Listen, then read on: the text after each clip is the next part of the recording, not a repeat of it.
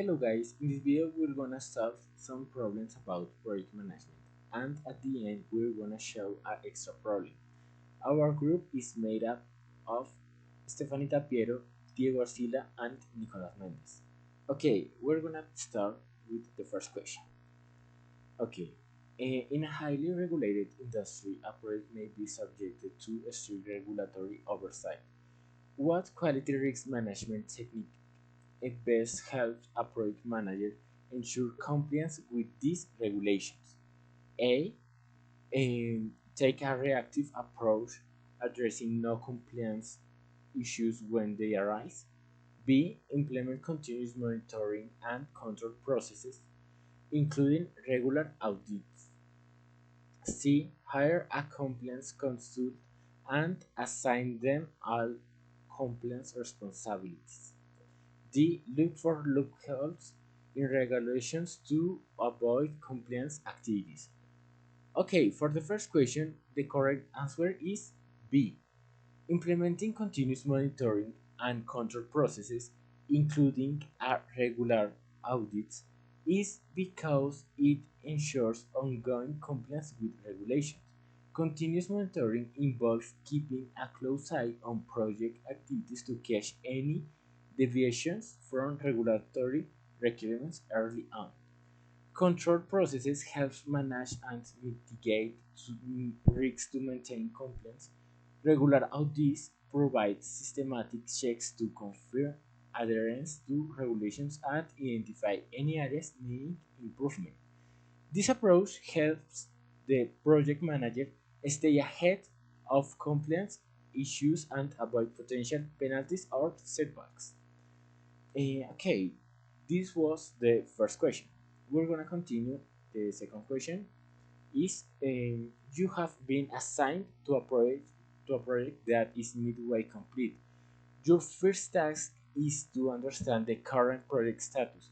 Which documents should you review? A. Project management plan and related documents.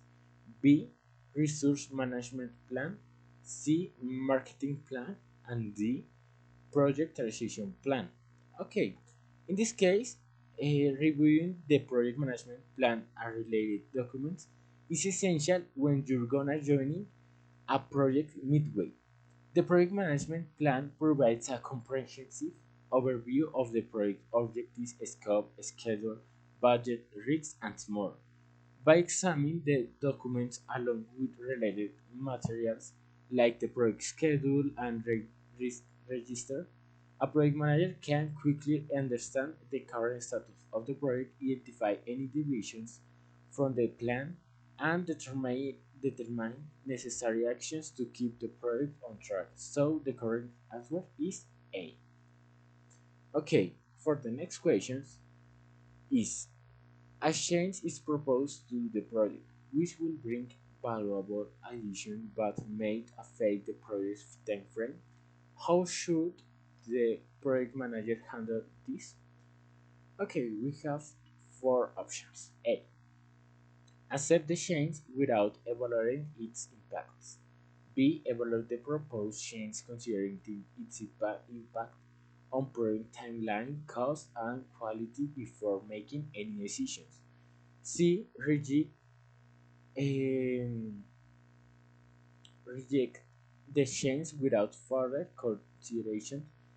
D. Delegate the decision to the project team. Okay, in this question, the correct answer is B, because when a change is proposed to a project, especially one that could bring value but potentially affect the project's time frame, it's crucial for the project manager to carefully evaluate its impact. This involves considering how the change will affect not only the project timeline but also its cost and quality. By assessing these factors before making any decisions, the project manager can make informed choices about whether to accept, reject, or modify the proposed change. This approach ensures that any modifications to the project are made thoroughly with full awareness of their potential consequences on project project objectives and outcomes. Okay, the fourth question is, you notice an overrun in project cost, which is primarily due to vendor contract. What should you do next? Okay, the correct answer is D, because when there's an overrun in project cost primarily due to the vendor contract, it's essential to the project manager to review the contract details thoroughly. This involves examining the terms and conditions related to the cost to understand the contractual obligations and identify any discrepancies and inconsistencies. Once the contract details have been reviewed, the next step is to discuss this finding with the vendor. By engaging in open communication with the vendor, the project manager can address any issues or concerns regarding cost overruns and work towards finding a resolution that aligns with the terms of the contract. This proactive approach helps ensure transparency, accountability, and collaboration in managing project costs effectively. Okay, and we're gonna continue with the last questions. The last question is, you have been assigned as a project manager to a project that's already in execution phase. After analyzing the scope management plan, you identify several critical inaccuracies. What is your next course of action?